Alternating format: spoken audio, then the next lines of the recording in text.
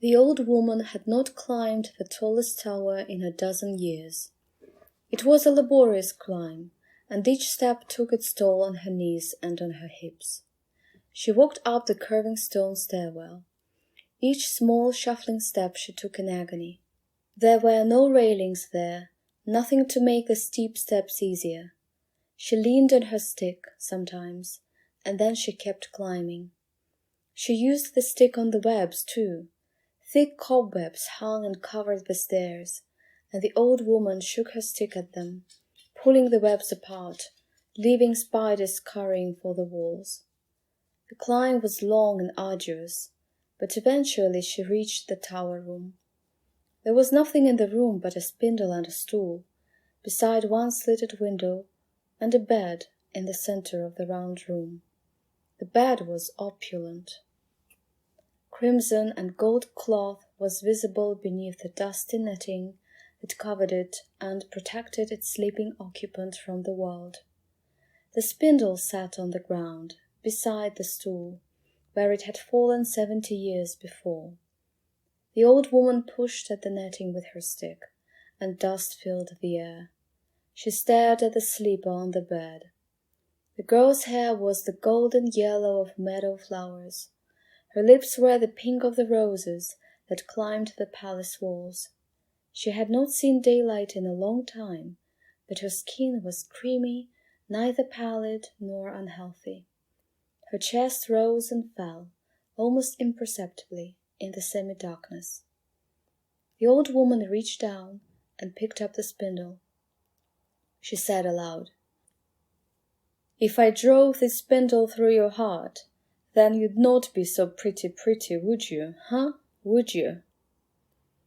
She walked towards the sleeping girl in the dusty white dress. Then she lowered her hand. "No, I cannot. I wish to all the gods I could." All of her senses were fading with age, but she thought she heard voices from the forest. Long ago she had seen them come, the princes and the heroes, watched them perish impaled upon the thorns of the roses. But it had been a long time since anyone, hero or otherwise, had reached as far as the castle. "Huh?" she said aloud, as she said so much aloud, for who was to hear her? "Even if they come, they'll die screaming on the thorns. There's nothing they can do, that anyone can do, nothing at all."